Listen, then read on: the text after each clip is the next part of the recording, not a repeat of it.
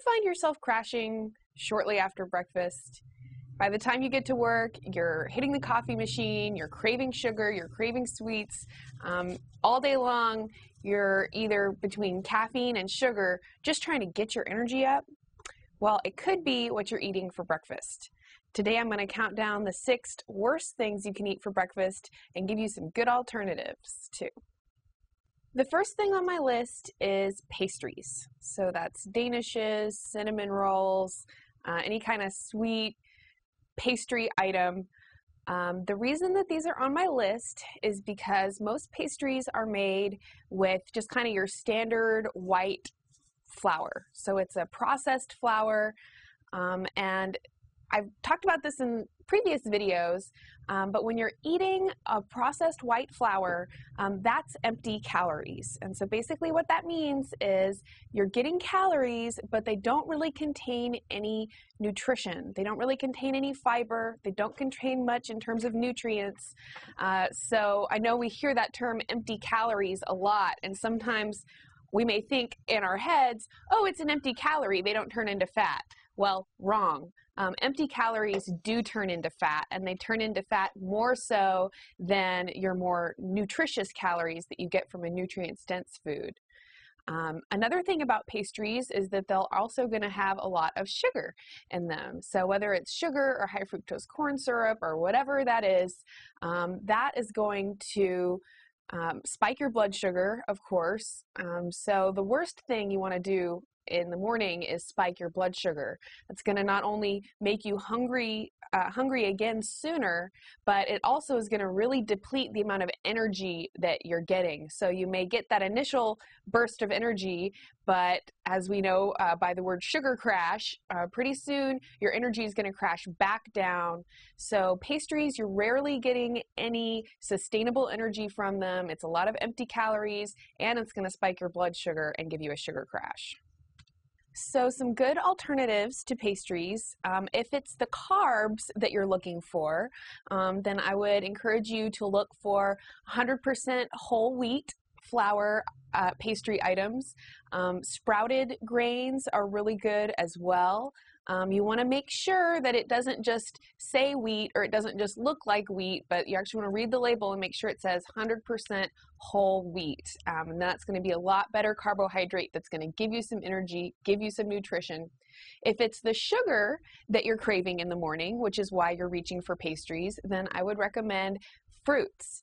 A lot of times people roll their eyes when you talk about fruits, but fruits really are a lot of wonderful flavor, will definitely satisfy your sugar craving, and the more that you pull away from the high fructose corn syrup and the refined sugar, the more the sweetness of natural fruits will come out and be even stronger and more enjoyable.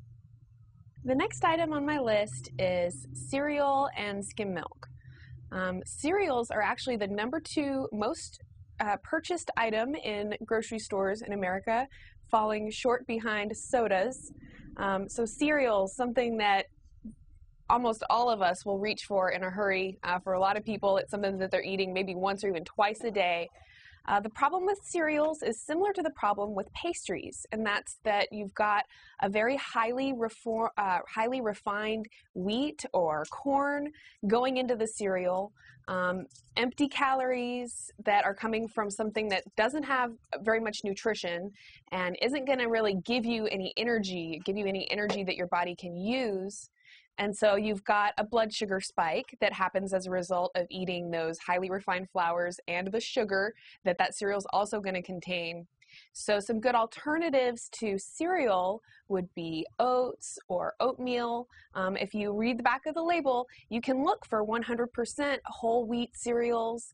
They've even got, rice flakes and other things like that generally are going to be more healthy than most of the name brand cereals that we see out there on the markets. The second part of this item is the skim milk.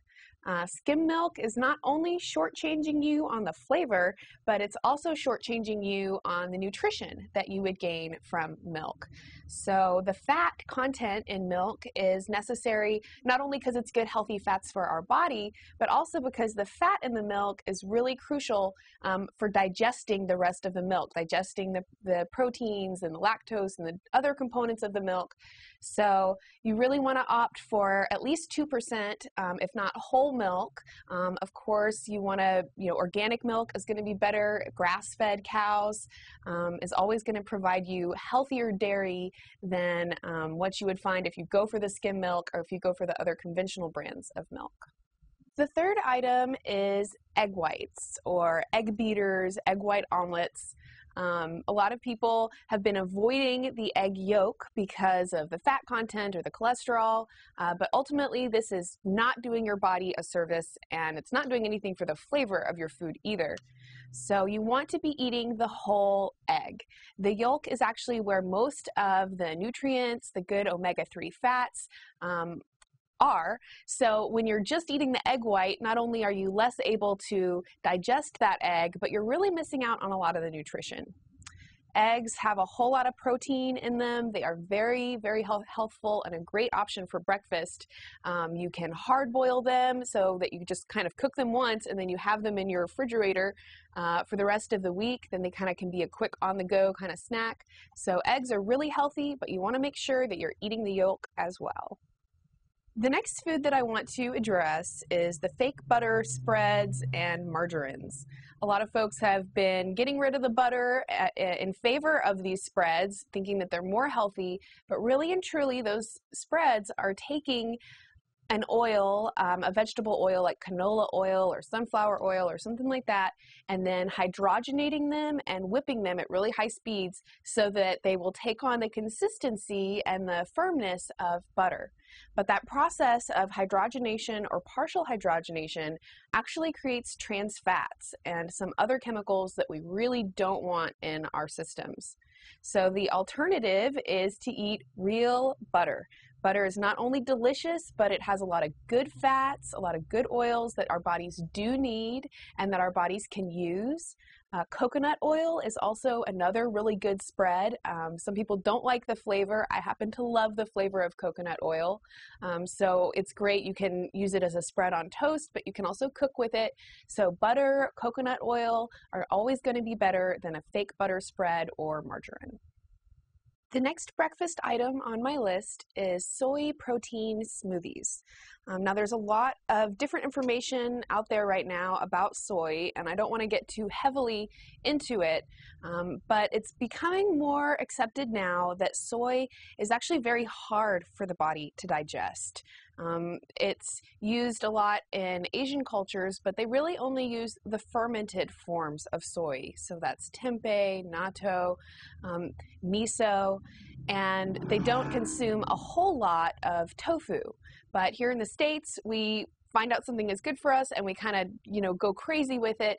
And so we're consuming a whole lot more soy than is probably healthy for us. Soy also can cause dysfunctions of the thyroid, which is responsible for your hormone control, so it can cause mood disorders and things like that. A good alternative to soy protein is whey protein or hemp protein powders. Smoothies in themselves are a really great breakfast item because they're quick and they're easy, and you can virtually throw anything into a smoothie. Almond butter and peanut butter is a great way to kind of thicken up your smoothie and add in some nuts that are going to help fill you up and add to that, satisfying fullness that we really need in the mornings. Hemp protein has a lot of other nutrients as well, a lot of good fatty acids and things like that, and a lot of fiber.